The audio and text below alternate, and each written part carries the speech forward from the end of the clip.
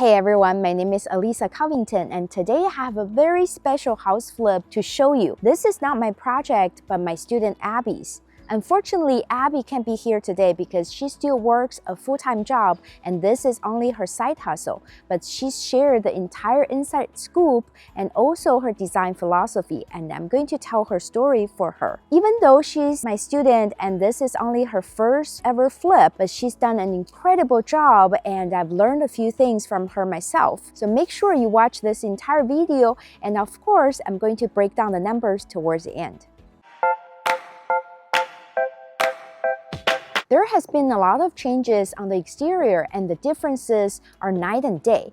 Before, this house was not showing much because there was so much bushes and trees covering the exterior. I know it can be a little controversial because some people like more privacy, but when your house is entirely covered up, really buyers can't see any curb appeal and it wouldn't be desirable. So Abby removed some juniper bushes here and some trees, and now this whole frontage is all exposed and it looks very nice.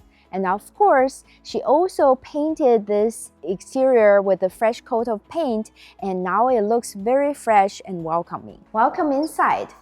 A little bit of orientation. On your left side is the primary bedroom, and then the living room and kitchen are further down the hall. On the right side are more bedrooms. So in this entryway, there is the new pendant light. The coat closet here tells you that all the interior doors have been replaced, and Abby has chosen this sage green color, which is quite unique, and also it adds a designer touch. And the flooring before was tiles in the entryway and different colored carpet in different rooms. So Abby has chosen to replace them with unified new flooring, which is a lot more modern and it brightens up the color palette in the home. The living room is very grand with vaulted ceilings, but it was so dark in here before, and Abby did a very smart thing. She painted the ceiling white while leaving the beams a darker color, so there's very nice contrast, and it also brightened up the space. And she replaced the slider and the windows and also refinished this fireplace. It was all bricks, but now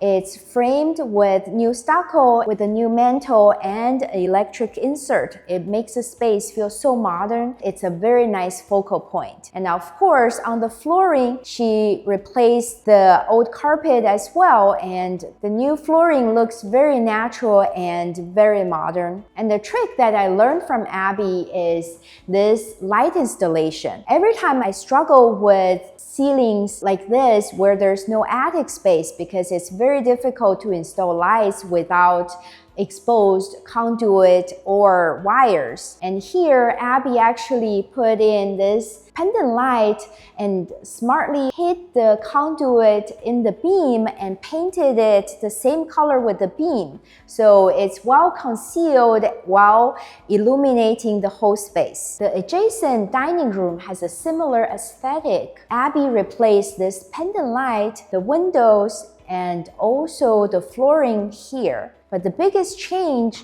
is this doorway going to the kitchen. It's much wider than before and it definitely improved the flow. The kitchen looked so old school before with the box light in the ceiling and wood color cabinets, and especially the cabinets on the window side was going all the way around the window that was blocking a lot of light. So Abby changed it by putting in light color cabinets, white on the upper and light gray on the lower, and also she removed all the cabinets around the window and used only shelves, which opened up the space and make it feel a lot more airy. I love the designer touch, which is the sconces over the shelves and make it a really nice display. The backsplash and countertops are also of a lighter color, so it helps make the kitchen feel more expansive. And on this side, the appliances were more towards the center with the fridge here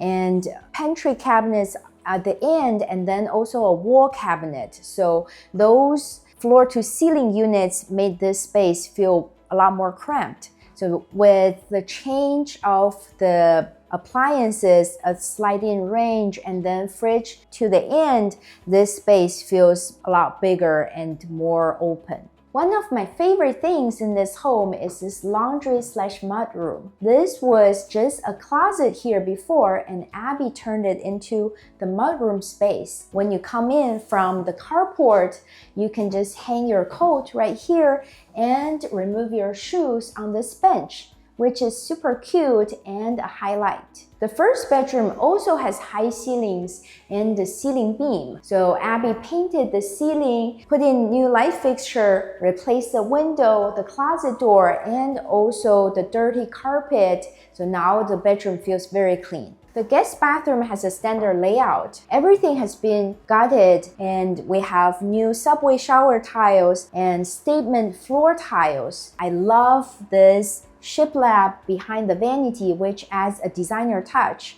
And all these new finishes and fixtures make this a modern space. This is one of the guest bedrooms, and it has a new ceiling light, new window, new closet door, and new flooring. So the space feels very nice and very big. The primary bedroom is huge. I love that Abby put in new recessed lights and ceiling lights, so it's plenty bright in here.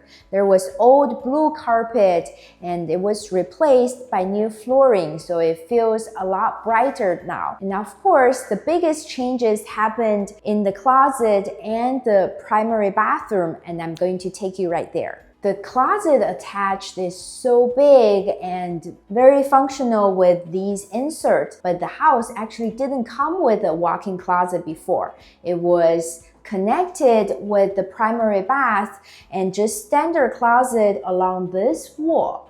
And Abby decided to add a wall right here to separate this closet from the bathroom, and also added a door, so now there's a separate space and it's very functional. Now we're in the primary bathroom. As I mentioned before, the reach-in closet continued all the way along this wall, and the vanity was on the opposite side. So Abby changed the layout to fit in this good-sized dual vanity, and also made the small shower that was in that corner into a big wet room on this side under the skylight. So now you have a tub and a very spacious shower, so this becomes a spa-like bathroom, and I believe it was a very good selling point. From the slider in the living room, you get to this huge deck. And this was completely rotten before. It was a safety hazard, and Abby redid it and put in all new railings, and now this is a very secluded space and great for entertainment. From the front of the house, you can take the stairs to the backyard, and these stairs have been reconstructed and they look really nice. The house is on the hillside and built on stilts, so it presents a challenge for landscaping. And Abby chose to level sections of the backyard to make good use of it. And first of all, this is the new patio that provides a nice outdoor seating area.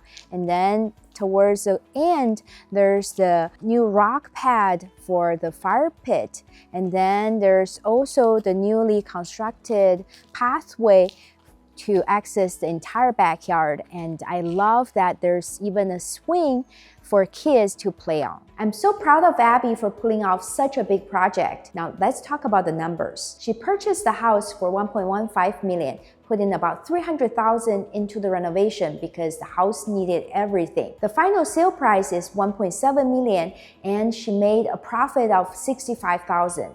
I know it doesn't sound like a lot compared to a lot of my projects, but this is her first time, so it's still a home run. I hope you enjoyed this video. If you did, give me a thumbs up and subscribe to the channel. Thank you so much for watching. See you next time.